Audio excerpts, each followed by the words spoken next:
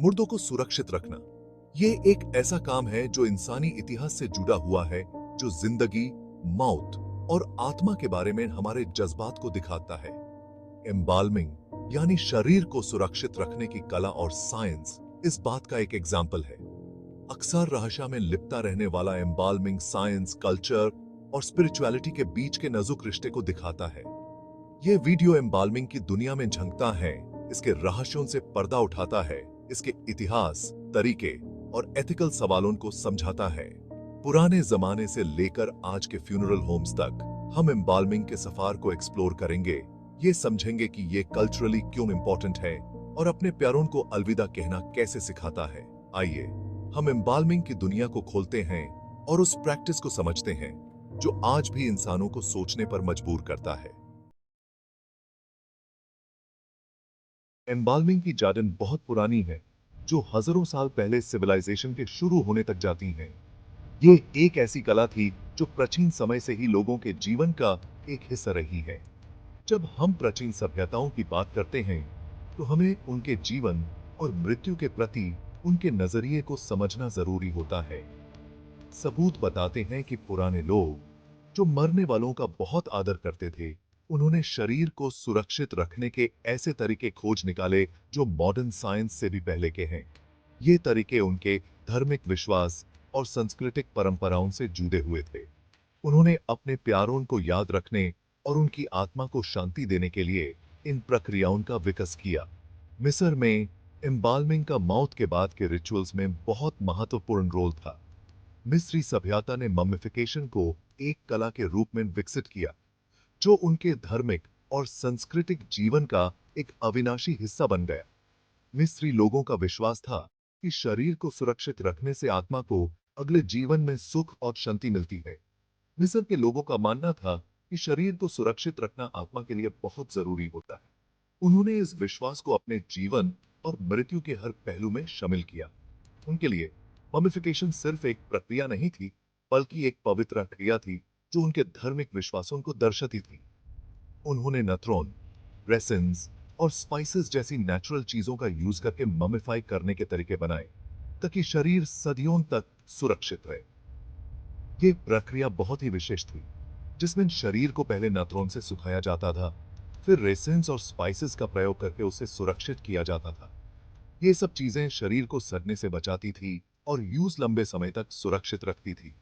लेकिन सिर्फ मिस्र के लोग ही ऐसे नहीं थे। दुनिया भर में अन्य सभ्यताओं ने भी अपने अपने तरीके से एम्बाल्मिंग और ममिफिकेशन की कला को विकसित किया। ये सभ्यताएं अपने विश्वास और परंपराओं के अनुसार अपने प्यारों को याद रखने और उनकी आत्मा को शांति देने के लिए अलग अलग प्रक्रियाओं का उपयोग करती थी। पूरी दुनिया में और भी कल्चर्स ने अपने एम्बाल्मिंग के तरीके खोज निकाले। हर सभ्यता ने अपने विश्वास और सांस्कृतिक परंपराओं के अनुसार अपने प्यारों को सुरक्षित रखने के तरीके विकसित किए। ये तरीके उनके जीवन और मृत्यु के प्रति उनके नजरिए को दर्शाते हैं। साउथ अमेरिका के चिंचोरो लोग हजारों साल पहले ममिफिकेशन करते थे और उन्होंने दुनिया की कुछ सबसे पुरानी ममीज बनाई। चिंचोरो लोगों का विश्वास था कि शरीर को सुरक्षित रखने से आत्मा को शांति मिलती है। उन्होंने अपने प्यारों को याद रखने के लिए ममिफिकेशन की प्रक्रिया विकसित की। अंदेस माउंटेन्स में इंकन सिविलाइजेशन ने कोका लीव्स और दूसरी नेचुरल चीजों का यूज करके अपने रूलर्स के शरीर को सुरक्षित रखने के तरीके खोज निकाले। इंकन लोगों का विश्वास था कि शरीर को सुरक्षित रखने से उनके रूलर्स की आत्मा को अगले जीवन में सुख और शांति मिलती है। उन्होंने कोका लीव्स और अन्य नेचुरल चीजों का उपयोग करके ममिफिकेशन की प्रक्रिया विकसित की, जो उनके धार्मिक और सांस्कृतिक विश्वासों को दर्शाती थी। ये सभी प्राचीन सभ्यताएं अपने अपने तरीके से अपने प्यारों को याद रखने और उनकी आत्मा को शांति देने के लिए ममिफिकेशन और एम्बाल्मिंग की प्रक्रियाओं का उपयोग करती थी। ये प्रक्रियाएं उनके जीवन और मृत्यु के प्रति उनके नजरिए को दर्शाती थी और उनके धार्मिक और सांस्कृतिक विश्वासों को प्रकट करती थी। आज भी इन प्राचीन प्रक्रियाओं का अध्ययन करके हम इन सभ्यताओं के जीवन और मृत्यु के प्रति उनके नजरिए को समझ सकते हैं। एम्बाल्मिंग के तरीके अलग अलग कल्चर्स और मॉडर्न टेक्निक्स के हिसाब से अलग अलग हो सकते हैं, लेकिन बेसिक प्रोसेस सेम ही रहता है। हर कल्चर और समय के साथ एम्बाल्मिंग के मेथड्स में कुछ चेंजेस आए हैं, लेकिन इनका मैं मकसद हमेशा से शरीर को सुरक्षित रखना ही रहा है। आज हम देखेंगे कि ये प्रोसेस कैसे किया जाता है और इसमें कौन से स्टेप्स शामिल होते हैं। इसमें कई स्टेप्स होते हैं जिनका मकसद शरीर को खराब होने से बचाना और उसकी शक्ल को सुरक्षित रखना होता है। ये स्टेप्स केयरफुली फॉलो किए जाते हैं ताकि शरीर को मैक्सिमम प्रिजर्वेशन मिल सके। हर स्टेप का अपना एक इंपॉर्टेंस होता है और ये सब मिलकर एक कंप्लीट एम्बाल्मिंग प्रोसेस बनाते हैं।